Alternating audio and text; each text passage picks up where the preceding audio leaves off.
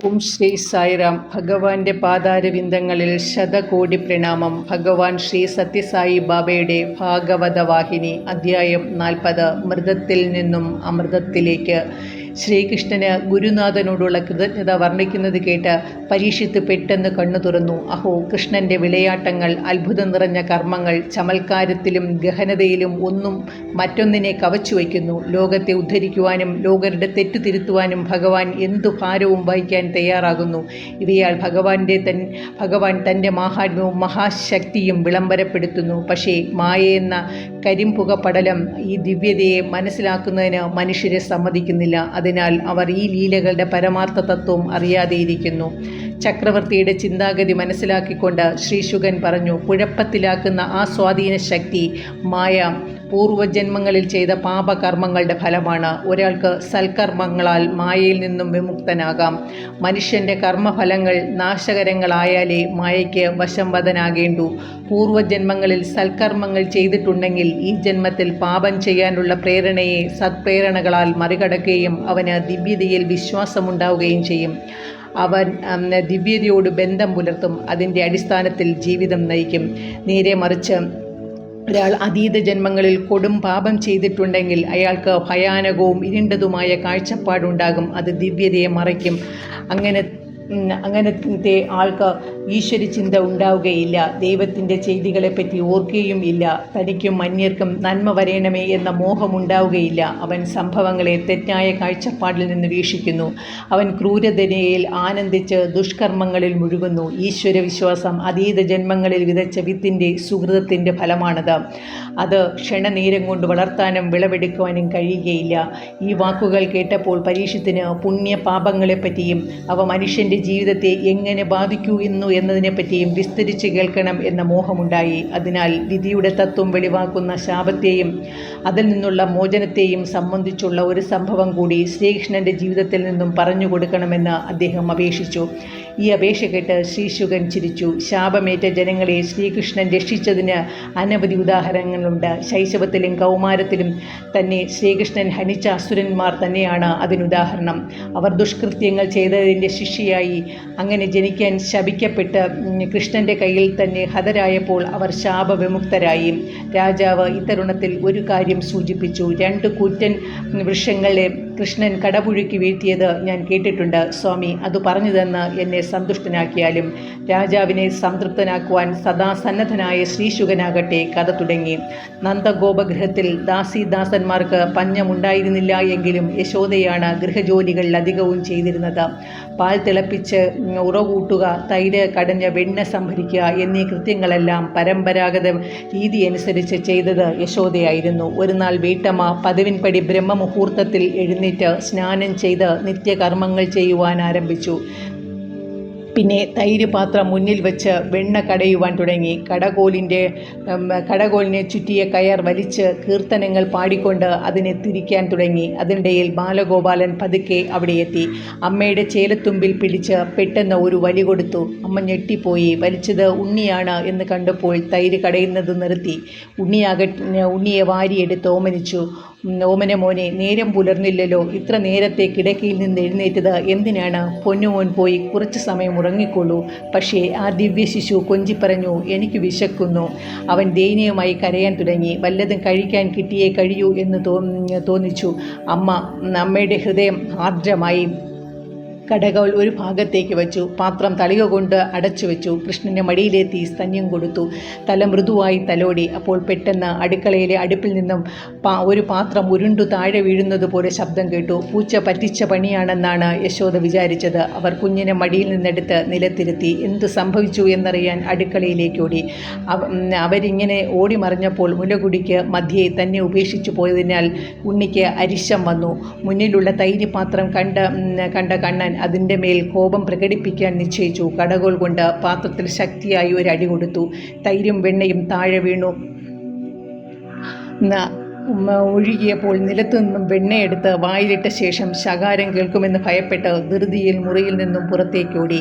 യശോദ മുറിയിൽ തിരിച്ചെത്തിയപ്പോൾ പാത്രം ഉടഞ്ഞതായും തൈര് നിലത്ത് പരന്നതായും വെണ്ണ അപ്രത്യക്ഷമായതായും കണ്ടു. കണ്ണനെയും കാണാനില്ല. അവൻ ഓടിപ്പോയിരുന്നു. അവൻ്റെ അവൻ്റെ കുസൃതിപ്പണിയാണെന്ന് ഊഹിച്ച് യശോദ അവനെ മുക്കിലും മൂലയിലും തിരച്ചിൽ തുടങ്ങി. എവിടെയും അവനെ കണ്ടെത്തിയില്ല. അയൽ വീടുകളിൽ തിരഞ്ഞു നോക്കി. കലമുടച്ചതിന് ശേഷം ശിക്ഷ ഭയന്ന് അവൻ ഓടിപ്പോയിട്ടുണ്ടാവുമെന്ന് യശോദ ഭയപ്പെട്ടു. പല ഗൃഹങ്ങളിൽ കയറി ഇറങ്ങിയ ശേഷം ഒടുവിൽ ഒരു വീട്ടിലെ വെണ്ണ നിറച്ച് കെട്ടിത്തൂക്കിയ ഉറി അവൻ താഴേക്ക് ഇറക്കുന്നത് കണ്ടു. ആ വീട്ടിലെ ഗൃഹനായിക ഒരു കൂട്ടം ഉറികളിൽ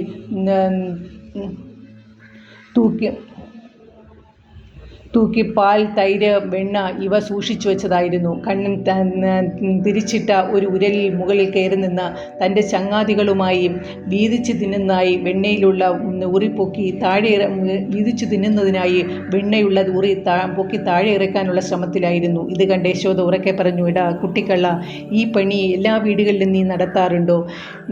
നിന്റെ മോഷണത്തെപ്പറ്റി ഗോപികമാർ എന്നോട് ആവലാതിപ്പെട്ടപ്പോൾ അവർ പറഞ്ഞത് ശരിയാണോ എന്ന് അന്വേഷിക്കാതെ ഞാൻ അവരെ സഹായിച്ചു തിരിച്ചയച്ചിരുന്നു.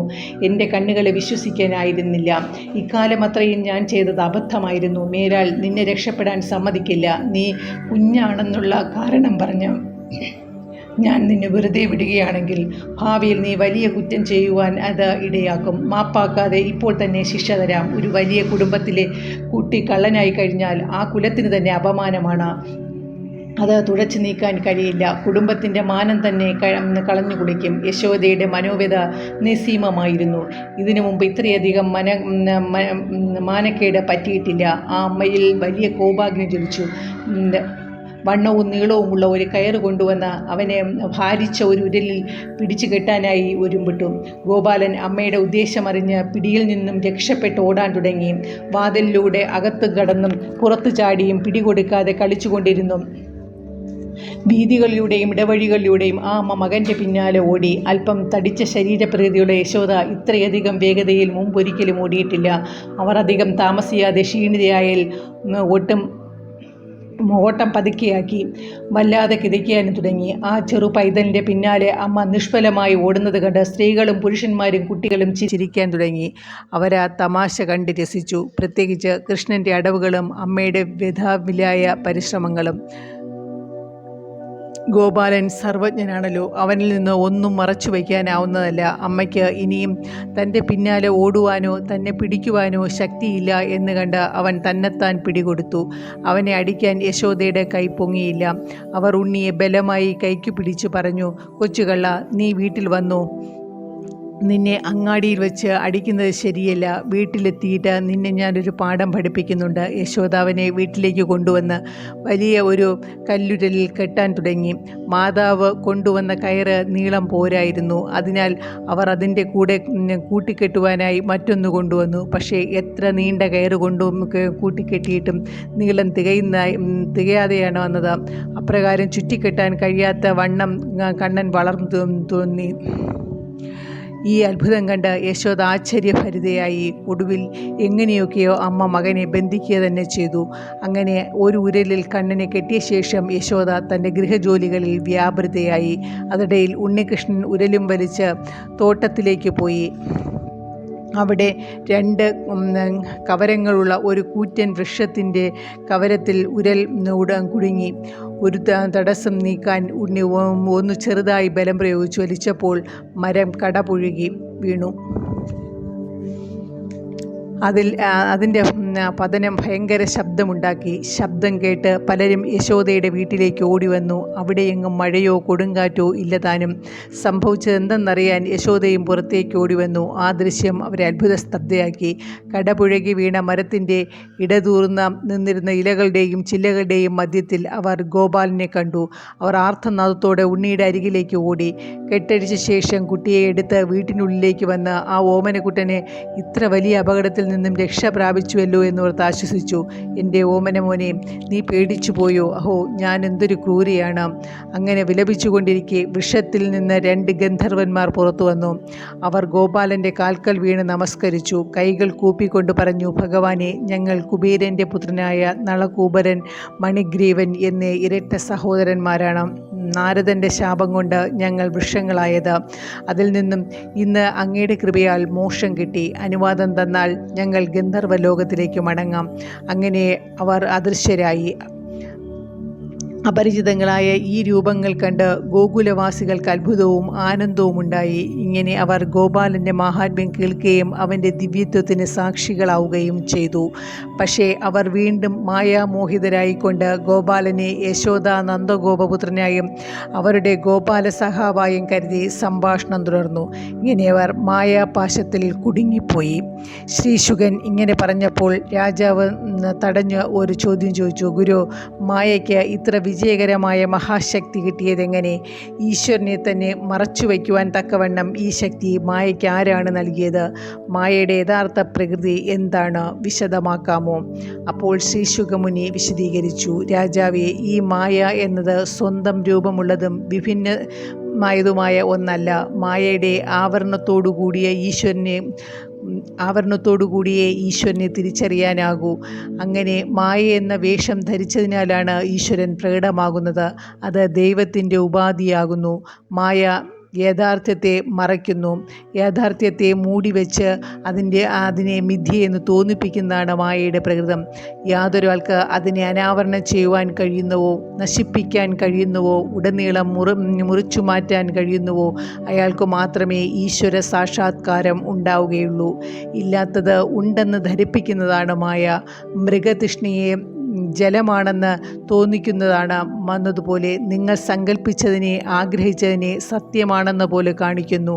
യാതൊരാൾക്ക് ആഗ്രഹങ്ങളെയും മനോകൽപ്പനകളെയും ആസൂത്രണങ്ങളെയും സംത്യജിക്കാൻ കഴിയുന്നുവോ അയാളെ മായയ്ക്ക് ബാധിക്കാൻ കഴിയുകയില്ല. കൃഷ്ണൻ്റെ ദിവ്യത്വം സ്വനേത്രങ്ങൾ കൊണ്ട് പല തവണ കാണാൻ കഴിഞ്ഞിട്ടും കൃഷ്ണൻ തൻ്റെ പുത്രനാണെന്ന വിശ്വാസത്തിലേക്ക് യശോദ എങ്ങനെ വഴുതി വീണു? ആ അമ്മയുടെ ഭാവനയും ആഗ്രഹവുമാണ് ആ മോഹത്തിന് കാരണം. ശരീരം ബാലൻ്റേതും അമ്മയുടേതുമാണ്. പക്ഷേ കാതലായ പരമാർത്ഥം ദേഹി, അകത്തെ സത്ത, ഇതിന് അമ്മയുമില്ല മകനുമില്ല. മാതൃദേഹം പുത്രദേഹവുമായി ബന്ധപ്പെട്ടതാണ്. എന്നാൽ മാതൃദേഹിയെന്നോ പുത്രദേഹിയെന്നോ വേർതിരിവില്ല. ഈ വിശ്വാസം ഒരാളിൽ വേരൂന്നിയാൽ ബാഹ്യസുഖങ്ങൾ ആഗ്രഹമുണ്ടാവുകയില്ല. അന്വേഷിക്കൂ, പരിശോധിക്കൂ, എന്നാൽ സത്യമറിയും. ആ അന്വേഷണം ഇല്ലെങ്കിൽ മായ വളരും, ക്രമേണ ബുദ്ധിയെ കീഴടക്കും. അഹോ, ദിവ്യത്വം സ്വയം സ്വീകരിക്കുന്ന വേഷങ്ങൾ ഉളവാക്കുന്ന ഫലങ്ങൾ അത്യധികം പ്രാധാന്യമുള്ളവയാണ്.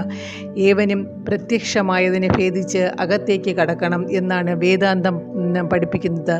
താൻ കൈക്കൊണ്ട ദേഹം യഥാർത്ഥമാണ് എന്ന് വിശ്വസിക്കുന്നതിൽ എന്നാൽ മനുഷ്യർ മായാബദ്ധനാകുന്നു. ദേഹത്തിന്മേൽ ശ്രദ്ധ കേന്ദ്രീകരിച്ചവന് അകത്തെ ദേഹിയെ കാണാൻ കഴിയുകയില്ല. അതല്ലേ ശരി? ചാമ്പൽ മൂടിക്കഴിഞ്ഞാൽ കനലിനെ കാണാൻ കഴിയുമോ? കട്ടിയായി കാർമേഘം മൂടിക്കഴിഞ്ഞാൽ സൂര്യചന്ദ്രന്മാരെ കാണാൻ സാധിക്കുമോ? തടാകത്തിലെ ജലത്തിന് മുകളിൽ കട്ടിയിൽ പായൽ മൂടിയാൽ അത് സസ്യജാലങ്ങൾ വളർന്നു നിൽക്കുന്ന ദൃഢമായ നിലമാണ് എന്ന് തോന്നും. കൃഷ്ണമണിയുടെ മീതെ തിമിരം വന്നു മറച്ചാൽ പിന്നെ കണ്ണിന് ഒന്നും കാണാൻ കഴിയില്ല. അതുപോലെ പരമാർത്ഥ വസ്തു ദേഹമാണെന്ന് തോന്നുമ്പോൾ അതിനെ അന്തേവാസിയായി കാണാനേ കഴിയുകയുള്ളൂ. പരിശുദ്ധ പറഞ്ഞു, സ്വാമി, ഇന്ന് സത്യമായും എൻ്റെ മനസ്സിൽ നിന്നും മൂടുപടം പൊഴിഞ്ഞു വീണിരിക്കുന്നു. അങ്ങയുടെ ഉപദേശം ചണ്ടമാരുതനെ പോലെ കനലിന്മേലുള്ള ചാമ്പലിനെ പറപ്പിച്ചു കളഞ്ഞിരിക്കുന്നു. പഞ്ചഭൗതികമായ ഈ ശരീരമാണ് യഥാർത്ഥം എന്ന ബോധം പൊട്ടിച്ചിതറി നശിച്ചിരിക്കുന്നു. ഞാൻ അനുഗ്രഹീതനായി. ഇത്രയും പറഞ്ഞ് പരീക്ഷിത്ത് ഗുരുപാദങ്ങളിൽ വീണ് പ്രണമിച്ചു. അതിനിടയിൽ ഋഷികളും മുനികളും പൗരവൃന്ദവും സജീവമായ സംഭാഷണത്തിലേർപ്പെട്ടു. കാലം അന്ത്യത്തിലേക്ക് ഓടി അണഞ്ഞാൽ ശരീരം വീണുപോവാൻ തയ്യാറാകണം, അല്ലേ? പ്രാണവായുക്കളുടെ പ്രവാഹം നിന്നാൽ ശരീരം നിലംപതിക്കുക തന്നെ ചെയ്യും. പക്ഷേ മനസ്സ് വേർപെട്ടു പോകുന്നില്ല. ഇക്കാരണത്താൽ തന്നെ മനസ്സ് ശൂന്യവും ആഗ്രഹരഹിതവും ആകുന്നതുവരെ അതിന് നവങ്ങളായ ശരീരങ്ങൾ കൈക്കൊള്ളേണ്ടതായി വരും. ഇന്ന് ഞങ്ങളുടെ ചക്രവർത്തി മനസ്സിനെ ശരീരത്തിൽ നിന്നും വേർതിരിച്ചിരിക്കുന്നു. പ്രാണമരുത്തുക്കൾക്ക് കൂടി ബാധിക്കാൻ കഴിയാത്തവണ്ണം അദ്ദേഹം ഇപ്പോൾ അത്യധികം ദിവ്യാനന്ദത്തിലാണ്. മനസ്സ് സദാ മാധവനിൽ ലയിച്ചിരിക്കുമ്പോൾ ശരീരം പൂർണ്ണമായും ദിവ്യത്വത്തിലായി കഴിഞ്ഞു. പിന്നെ അതിലെ മാനുഷിക നില തിരിച്ചറിയുവാൻ കഴിയുകയില്ല. ശ്രീശുകൻ പഠിപ്പിച്ച ഉപദേശം പരീക്ഷത്തിനെ മാത്രം ലക്ഷ്യമാക്കിയിട്ടുള്ള നൽകപ്പെട്ടിട്ടുള്ളതല്ല, അത് നമുക്കേവർക്കും ഉള്ളതാണ്. ദേഹിയെ ആവരണം ചെയ്തിരിക്കുന്ന ദേഹം മാത്രമാണ് നാം എന്ന് യാതൊരുവൻ കരുതുന്നുവോ, അവനെപ്പോലെയുള്ളവർക്കെല്ലാം ബാധകമാണത്. ഇത്തരത്തിലുള്ള മായയാണ് ബന്ധനത്തിന് കാരണം. എന്നാൽ മറിച്ചുള്ള ബോധം, നാം ആത്മാവാണെന്ന ബോധം മോക്ഷത്തിന് നിദാനമാണ്. ഇതാണ് വേദശാസ്ത്രങ്ങൾ ഉദ്ഘോഷിക്കുന്നത്. അതിനാൽ മായാമോഹത്തെ സ്വാഗതം ചെയ്യുന്നതോ അഥവാ പരമാർത്ഥത്തെ സ്വീകരിക്കുന്നതോ ആയ മനസ്സാണ് ബന്ധനമോ മോക്ഷമോ പ്രദാനം ചെയ്യുന്ന ഉപകരണം. മന ഏവ മനുഷ്യാണാം കാരണം ബന്ധമോക്ഷയ. ഈ ശ്രുതിവാക്യമാണ് സത്യം. ഇങ്ങനെ ചിന്തിച്ച് ധ്യാനിച്ച് സദസ്യർ കണ്ണടച്ച് പ്രാർത്ഥനയിൽ ലയിച്ചു. ദിനകരൻ അസ്തമിക്കാറായപ്പോൾ ഋഷിമാർ പാവന ഗംഗയുടെ തീരത്തേക്ക് സഞ്ചരിച്ചു. കമണ്ഡലവും യോഗദണ്ഡവുമായി സന്ധ്യാപ്രാർത്ഥനയ്ക്ക് ഒരുങ്ങി. സായിറാം.